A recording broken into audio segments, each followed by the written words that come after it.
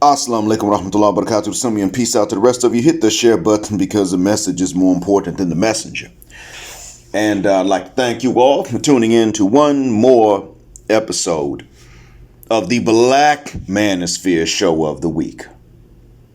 Emphasis on black with a capital B and 4 A's in the middle and an exclamation mark at the end.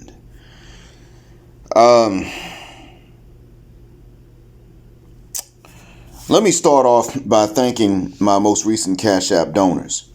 And they are, in this order, Sir Anthony, Nana SW, Brother Campbell, Passport OG, and Gale at Night. Thank all 5 of you from the bottom of my black heart and from the depths of my black mind, and I mean that. I really appreciate y'all coming through like you did.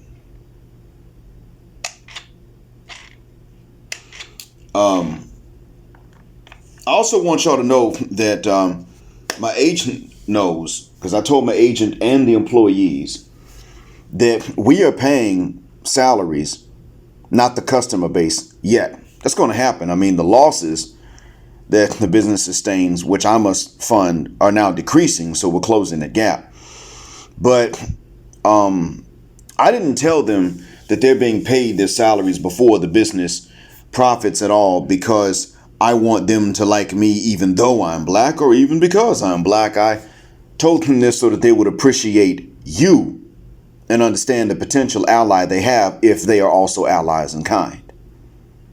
Now, that region of the world is a very neutral region of the world. But what I want them to understand is the potential allies they can have. So this is about you. This ain't about me.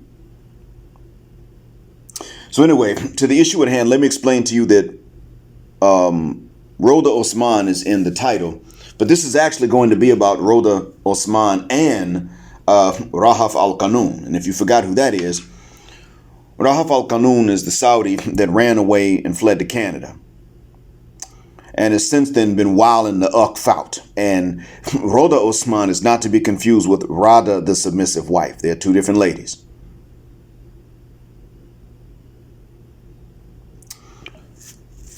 Both of them, Roda and Rahaf, are examples of a pattern that's already abundant. They're just famous examples. I previously started off really with a big audience by telling the audience what the solution is and how to know that this solution is, in fact, the solution. And I never ask you to take my word for it. I ask you to see those that are on the path and those that leave the path. Well, Roda and Rahaf have left it. Base Muslim, shout out to him, Assalamu alaikum brother, said in a comment under my previous video about Roda that she left everything that would have separated her from that lifestyle in which someone might swing a brick at her. Because there's a lifestyle that comes with that. Well, guess what, gentlemen? Shout out to Base Muslim too. But yeah, man, she did leave that solution. Even if she isn't claiming another religion altogether with her tongue, she left the solution. She didn't just go off the tracks. She jumped off the train that was on the tracks, rolled a bunch of times, and has the bruises, quite literally, all puns intended, to show that. She left it in practice much like Rahaf Qanoon did earlier when she fled her family in the Kuwait airport and got on a flight to Thailand so she could wow the Uqfout in Canada. And she literally has wilded the F word out with both genders since then. She has gone full ratchet since that time and surpassed even hyenas in her ratchetry. So much so that we must make up a new word for the likes of Rahaf Qanoon. She's way out there in this father mucker. Believe that. She's even further gone than Roda is in some respects. It's really hard to tell though. I mean, Roda is taking the left wing fake woke BS as a replacement for her religion of heritage, while Rahaf is disavowing religion at all and just enjoying the liberties that left wing pushed. But they both have done the same things. And I say fake woke because that left wing ain't woke. They both became moms with no marriage contracts, from what I understand, after being taught why that's morally out of bounds. But both of them could have had husbands and jobs if they wanted. Rhoda preaches lesbianism possibly more than she practices it. And if my students are correct, Rahaf practices it regularly on OnlyFans. Do not ask me how my students know, because I decline to ask my students how they can even verify that when OnlyFans is blocked here. I was afraid of their answers. Anyway, you can see that both of them have surpassed even the women most closely associated with their behaviors, the Western women of African origin. Rahaf wanted to get some ding-a-ling. Rhoda wants some, but also wants to tease and frustrate men because she hates us more than she wants to ding-a-ling, and I'm unsure Rahaf even hates men, but Rhoda damn sure does to some extent. However, let's look at what's worse though. See, Rahaf fled Saudi for Canada to wild out. Rhoda was brought to the West as a kid, probably not for the purpose of wilding out like Rahaf, but for the purpose of safety, for which there's no blame. She chose to wild out later on, and she even wrote some things that show how she is an enemy to the solution that our people need. Another YouTuber, Muslim brother, The Features, can explain even better than I can how you can tell that the solution I proposed is in fact the solution, as he has studied Islam more than I have. And you can check his channel out. You should. The Features is spelled Feachaz. The is spelled normal. Space Feachaz.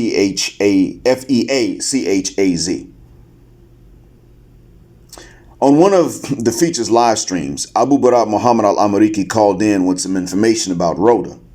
Assalamu alaikum to both of you brethren, by the way. Abu Barak, who I need to roast in private for something, if only he would remind me, and yes, I mean he remind me to roast him. I can't help it, brother. Sorry, man.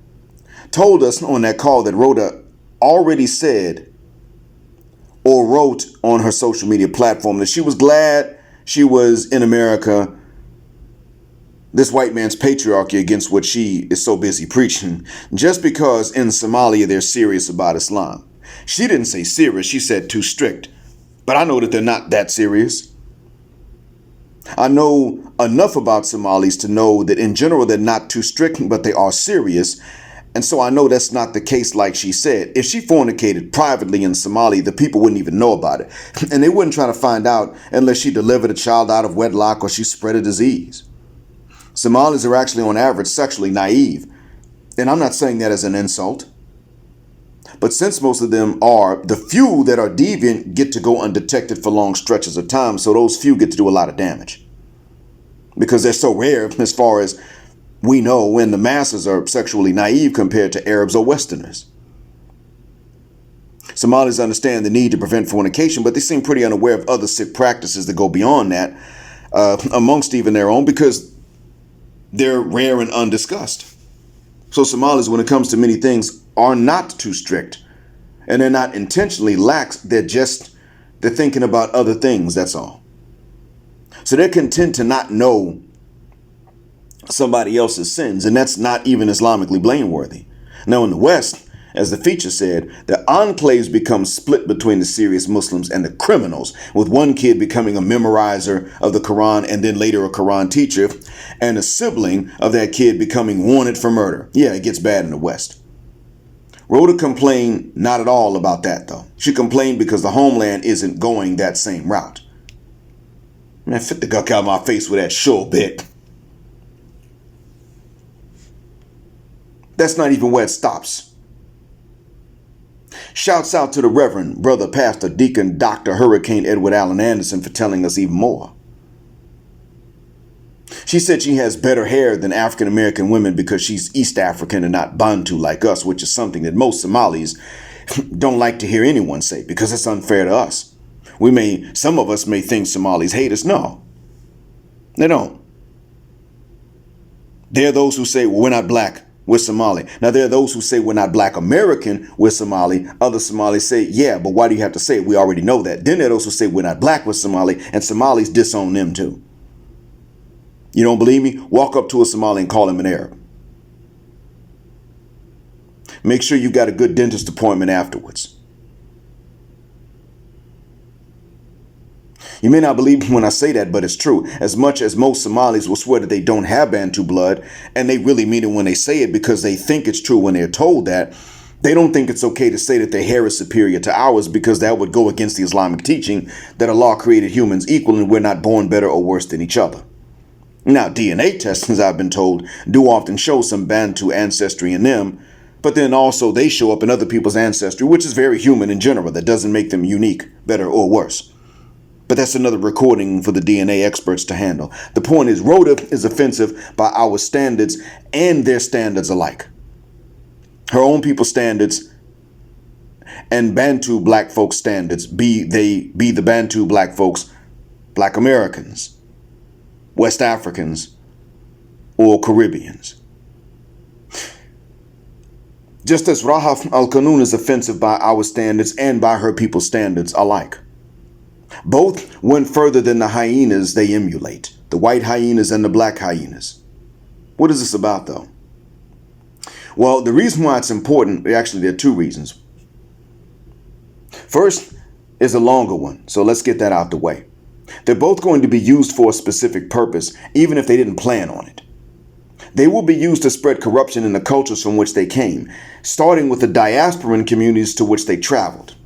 Rahaf will be a poster child for Gulf Arab women to not be only corrupt, but openly so and proud of it, which will be the stepping stone for that to spread back to the peninsula, and it already is.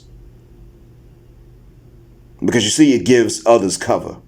Well, I'm just showing some cleavage in public.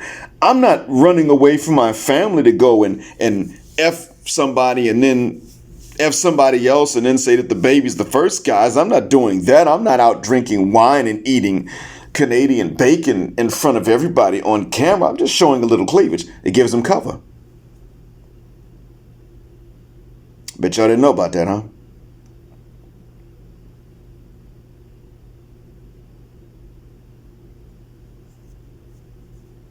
So,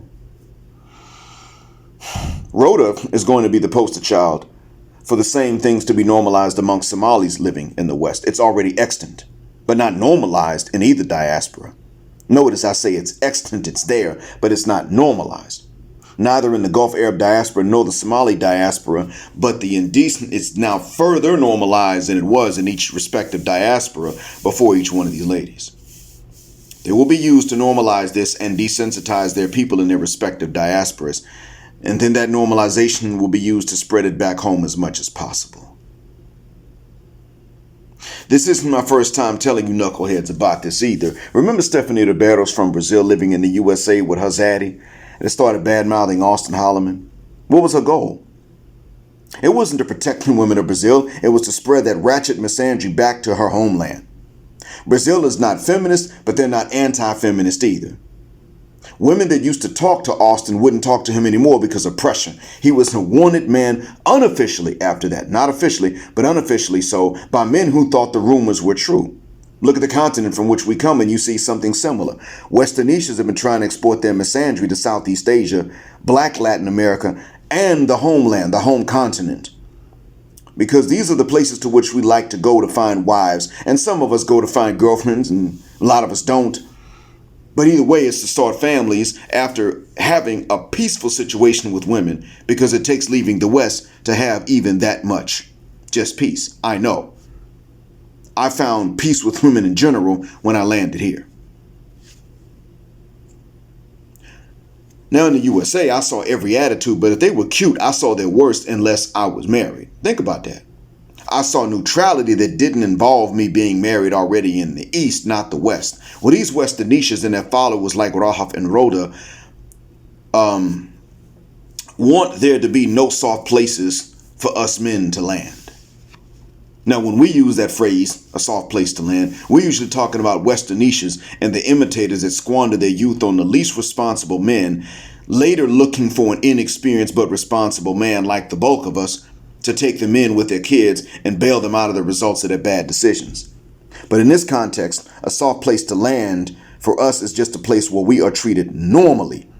And if not chosen by women, at least not hated by them, disrespected, blamed for being single by them, and then told to accept being used. Hell, a fair place to land is too much for the Westernisha misandrists to tolerate us finding anywhere. Rhoda and Rahaf are useful to the agenda to make sure such places don't exist for us men.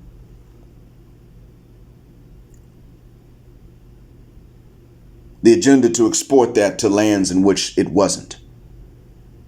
Misandrys found out something, though. Found out two things. Number one, they found out that the alphabet agenda is resisted in Africa and the Caribbean, and rightfully so, but that the feminist and misandrist agenda under its cover are not resisted in Africa. Feminism is disguised as merely women's rights, in which most of us believe is either not answered and it encounters just inertia there, or it is taken up and spreads. And the difference depends on which part of Africa.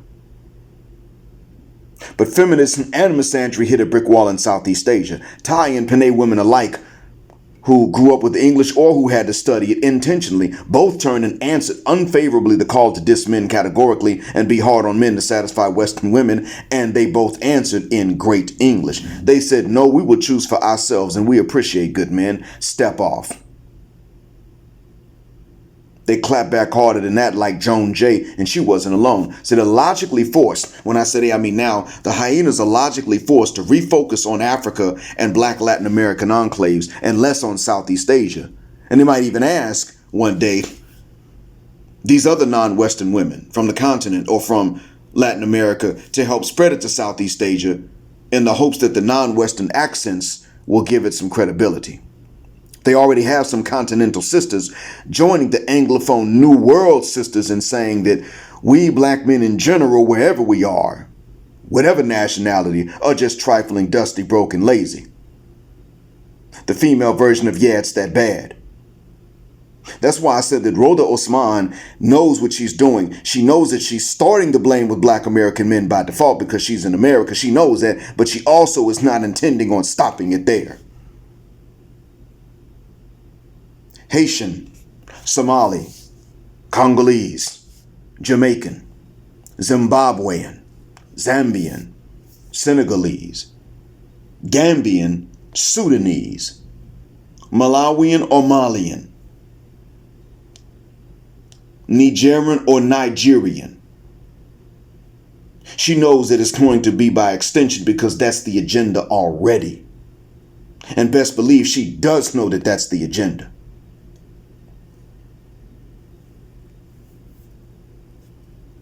See, one sister is either in Africa or the USA or traveling back and forth, and she's bad-mouthing Austin Holloman for things he isn't saying about women in general.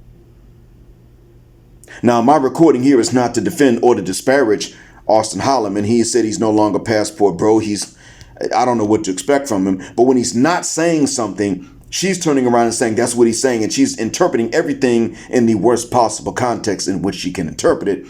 Because she's a B word with a capital B. She's a westernized hyena.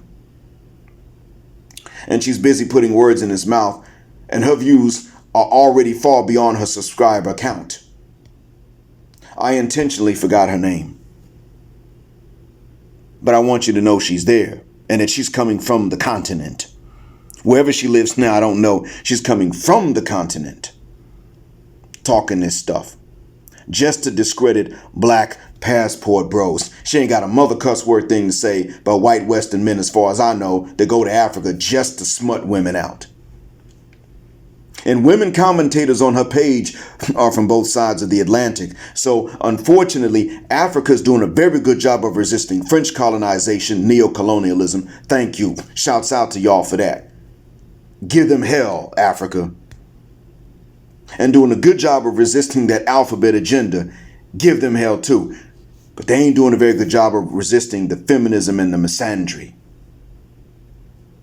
Their goal is to make sure that when we leave the West, wherever the plane lands will be the same, and wherever we drive from the airports, the smallest and remotest villages will be the same as Baltimore or Atlanta, and that no man will be good enough for the most basic things.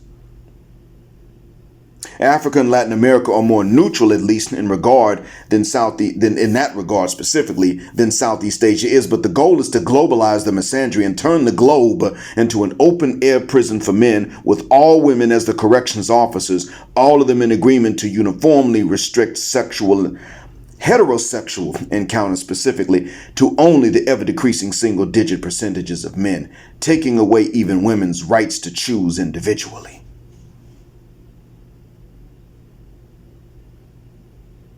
You know what Fleece Johnson, the booty warrior, went through, and what he talks about in prison? He keeps on talking about it. That's what they want us to wind up as. Remember the one he first stabbed for trying to get that with him? That's what they want us to wind up as.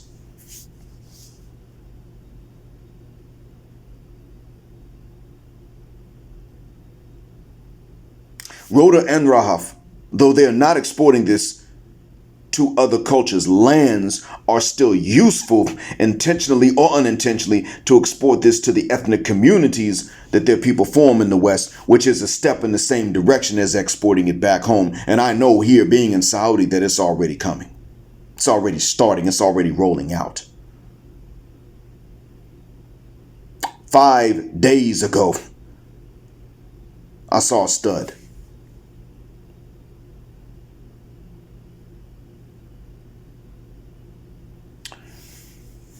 In the Riyadh train station once, I saw one. She looked like, I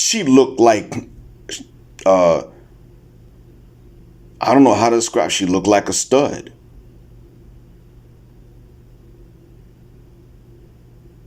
So no matter how much I want leaving the West to remain the same as leaving the Misandry in imprisonment, the fact is that it won't remain that way unless we help the men in our favorite destinations to know ahead of time what's coming and inoculate them so that they can know what to keep away from their sisters, daughters, aunts, and even their own moms. This is important for us to do. And we're not discussing this enough, let alone doing this enough. Let's change that. Last point that I need to make is that both Rahaf and Roda had to do something similar. Actually, they had to do one particular thing to meet their aims and objectives. And that is to lie. Roda either lied about why she was hit and about where she was hit, or about not knowing who hit her. And she also lied about who failed to protect her, blaming black men in general, which, as I said, we know will start but will not end with black American men being assumed guilty. It will start with us, and it will move on by extension to other nationalities.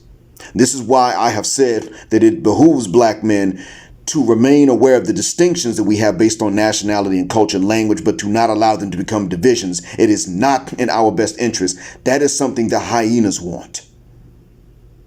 Because notice, when they spread this misandry I'm talking about, they stop caring. They stop being divided by this. They tell us to be concerned. They quit being divided by this. Listen, sis. By the way, girl, that turban is rocking. Sis, we don't need to listen to these men, especially these black men, because everywhere you go, they colonized and they dusted. And I know you had to deal with the same thing we have to deal with. And girl, your men be slapping y'all and they ain't got no money and just be moving in with a bag when they get married to you. They just bring their little luggage in, move in with you. Think that because they got their little job and they put a little money on the rent. Hell, your name on a lease. Girl, I know because I've been there too. That's what they do. All of a sudden, they even do away with the distinctions. Well, they're telling us to turn the distinctions into divisions. That's another topic for another day, and I've already talked about it. Getting back to this, what I'm talking about now was that both Roda and Rahaf had to lie, and Roda told so many lies, we're still trying to sift through them because we got witnesses giving different accounts. Was she in Houston or was she in Minneapolis? Did she not get hit at all, or did she get hit? We got people that are outside of whatever club it was saying, wasn't nobody hit. But then we got another witness. No, she got hit, but she was talking crap to old dude. What we don't have is any single witness corroborating the same thing. And she done been on GoFundMe before without a police report. An ex-boyfriend jumped out and said she had gum infections, which is causing the swelling. And that's why she's actually in the hospital with the swelling.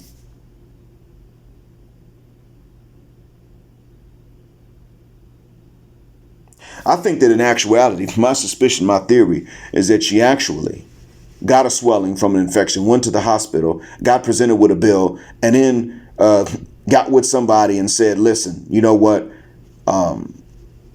This is what we're going to do. You ask my number, and I'm going to talk cash crap, and then, you pick up this fake brick and swing. That's why she had mild swelling in one video, but she had bigger swelling in the other one. It looks more like the swelling went down. That's what it, but I don't know. That's just my theory. I could be wrong about that. I don't think the wound looks like a brick impact. And when she said, I'm saying they just let this man hit me with a brick. Here's the funny thing. She didn't look dazed by that impact. She was focused and conscious while complaining about having just been hit with a brick. An ex-boyfriend came out and said she had gum infections. My question is, wait a minute, does she like men or does she like women? Because now there's an ex-boyfriend in the picture. And when she goes to GoFundMe, she consistently, both times, got more than what she requested. And that goes back to what I have said about two things. One is that we men are only wrong for being too damn easy, and nothing else. There's nothing else for black men to collectively take accountability. The second is that the very Western black women she thinks are ugly compared to her didn't care to check into what she had been saying simply because she blamed black men. This solidarity is there. 1-800, as Paul Mooney, old booty bandit, would say, 1-800 blame an N-word. I don't want to pay this dental bill. Send me an N-word, send me an N-word.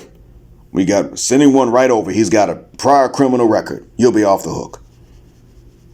And that got the knee-jerk reaction that she wanted it to have so she could get that money. You got simps that'll believe anything, don't understand this agenda war we're in, and then you got the sisters fighting the gender war. And she cashed in.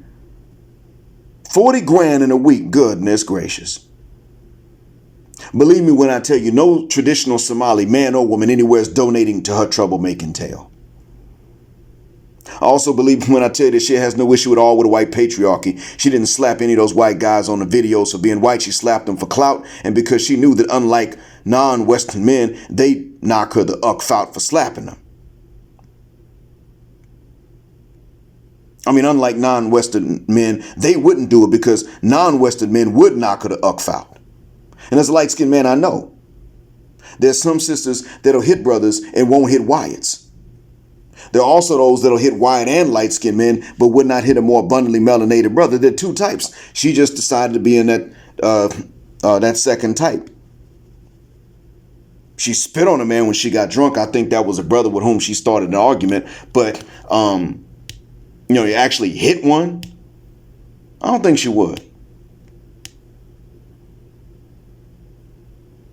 And I doubt it. She's been throwing blows based on where she thinks she can get away. And I know her type because I've dealt with them. I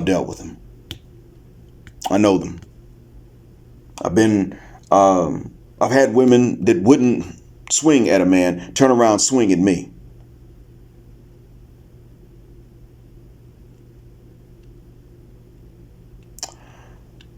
But anyway, that's beside the point. I'm just saying I know it exists. One was from the motherland. So in any case, let me tell you all about this. Rahaf Kanoun also lied. Now, she probably was correct about the trouble into which she would have gotten had she been returned. But to be honest with you, the family probably would have been the ones to keep her under lock and key.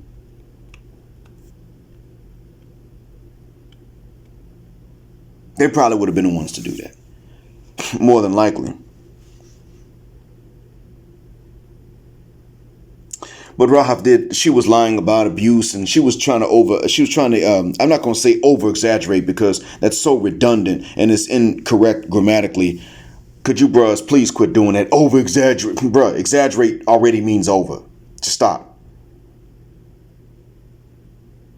But she exaggerated the danger that she had been facing from before. She was not abused. They weren't beating her, anything like that. No.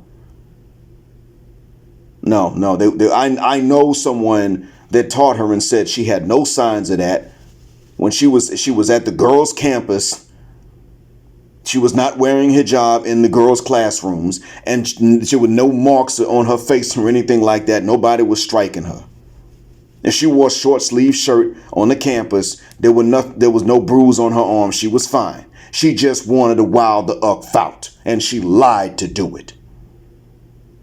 Now, did she lie about leaving Islam? I don't think she did. That's a confession there.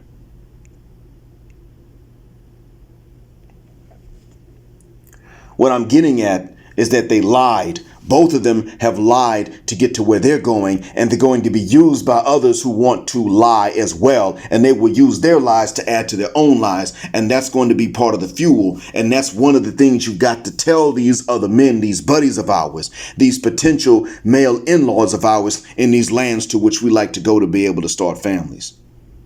Start saying to these men, listen, bruh, here's the deal. They're going to lie. They're going to make up stories. They're going to sit up and try to exaggerate the percentage of men that are assailants of nature below the belt, struggle snugglers. They're going to try to say that it's some high percentage, and they're going to say, why is it that we all know some lady that was assaulted in some way or raped, but not every man knows a rapist? It's real simple. Men who do this sort of thing will do it once, and then they'll do it again if they don't get punished.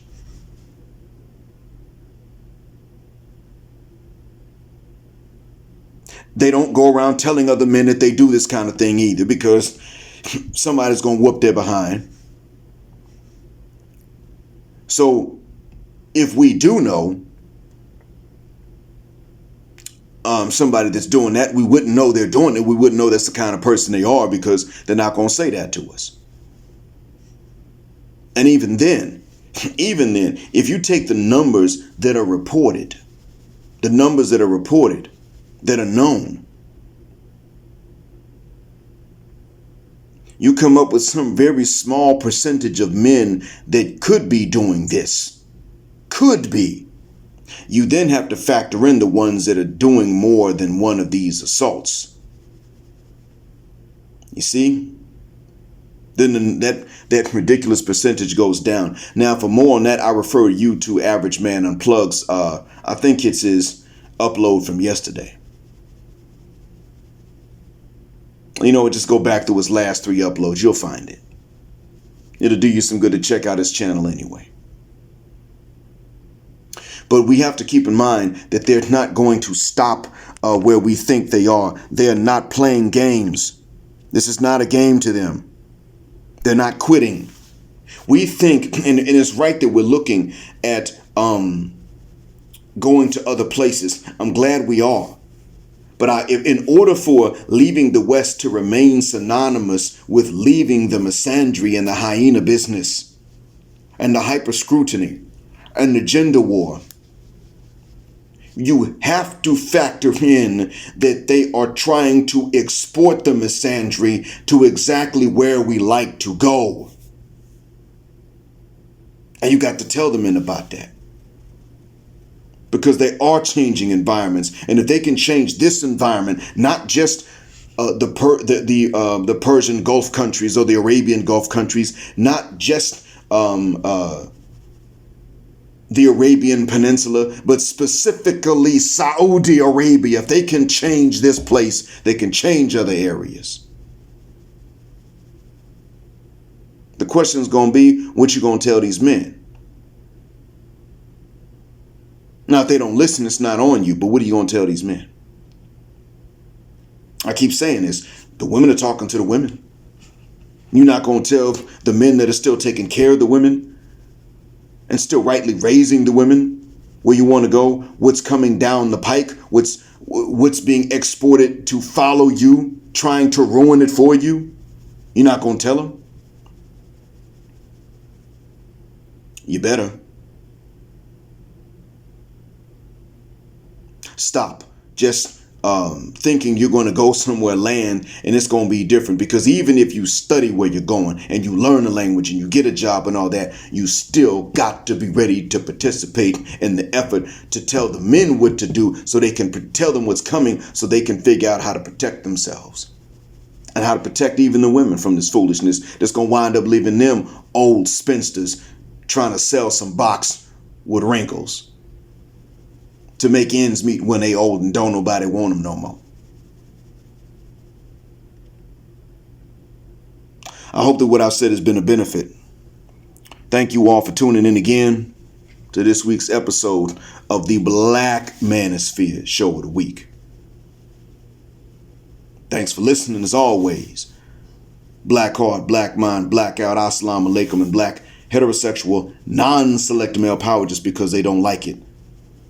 Black patriarchy until extinction or judgment day. Thank you for flying again with us on Jet Black Airways, where jet black is also a verb. Keep jetting black with us until the wings and the wheels fall off this mother cuss word. Gender justice forever.